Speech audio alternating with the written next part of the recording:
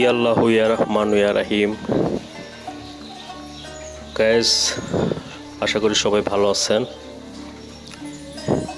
একটি ঘটনা মনে পড়ল তাসাউফ ভিত্তিক। হযরত জুনায়েদ বাগদাদী রহমতুল্লাহ আলাইহি সাহেবের একজন মুরিদ ছিল, যিনি প্রত্যেকদিন স্বপ্ন দেখত যে ভেস্তে গেছে, ফল ফলাদি খাচ্ছে, ভেস্তেই খাবার খাচ্ছে, অনেক সুন্দর সুন্দর মানুষ সেই জায়গায়। তো তিনি তার ভেতর একটু আমিত্ব জাগলো, তিনি মনে করলেন যে অনেক বড় দরবেশ হয়ে গেছেন, জুনায়েদ বাগদাদির চেয়ে অনেক বড় হয়ে গেছে, মানে তার চাইতে অনেক উঁচু মোকামে চলে গেছে। তো একদিন জুনায়েদ বাগদাদী রহমতুল্লাহ সাহেবকে বললেন যে কেবলা যান, আমি তো এমন এমন স্বপ্ন দেখি। তো জুনায়েদ বাগদাদী তাকে বললেন, যখন তুমি আবার স্বপ্ন দেখবে তখন বলবেন লা হাওলা ওয়ালা কুওয়াতা ইল্লা বিল্লাহ। তো এই কথা শোনার পর তিনি ভাবলেন যে আসলে সে অনেক বড় দরবেশ হয়ে গেছে, অনেক বড় ওলি আল্লাহ হয়ে গেছে। জুনায়েদ বাগদাদী রহমতুল্লাহ আলাইহি তাকে খুশি হয়ে এই আমল দিলেন আবার। তো যাই হোক, তিনি আবার স্বপ্নে দেখলেন যে তিনি সেই জায়গায় গেছেন, ভেস্তে গেছেন, যেটাকে তিনি ভেস্ত মনে করতেন।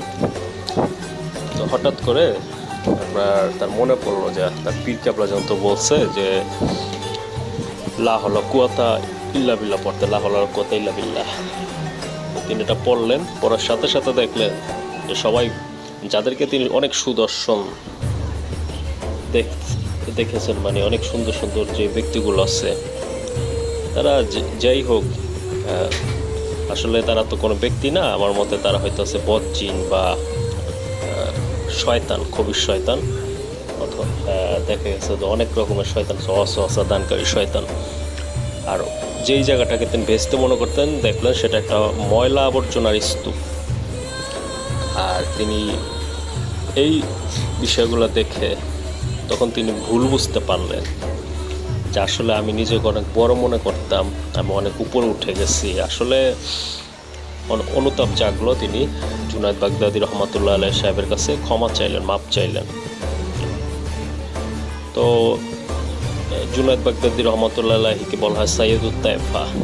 তিনি আল হাসান আল হোসাইনি, অনেক বড় মাপের মহামানব ছিলেন, মুহাক্কিক ছিলেন, ওই জামানার অনেক বড় মাপের আলেম ছিলেন, হাদিস মুহাদ্দিস ছিলেন।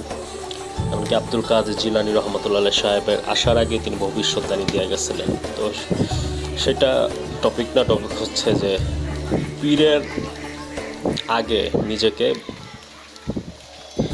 বড় মনে করা যাবে না। পীর যে শিক্ষা দেয় সেই শিক্ষা মাথা নিচু করে, ভালোবেসে, নিজেকে তুচ্ছ মনে করে, নিজেকে নিচু মনে করে সেই আমলগুলো করে যেতে হবে। কারণ কামেল ওলিয়াল্লাহ, আমি এখানে ভণ্ডপীরের কথা বলতেছেন, কামেল ওলিয়াল্লাহগণ অনেক ত্যাগ তিতিক্ষার পর আল্লাহ রাসূলের মহব্বত, নৈকট্য, সন্তুষ্টি হাসিল করে তারা আল্লাহর বন্ধু হয়ে যায়, আল্লাহর পেয়ারা বান্দা হয়ে যায়। তারা যা বলেন তারা তা আল্লাহ পাকের পক্ষ হতেই বলেন। অতএব আমাদেরকে সবসময় ছোট ভাবতে হবে, নিজেদেরকে নিচু ভাবতে হবে। আর আসেন আমরা সবাই তাসাউফের পথে চলি, তরিকত নেই। কারণ এই তাসাউফ আরব, ইয়ামেন, বঙ্গভারত সব জায়গায় আছে।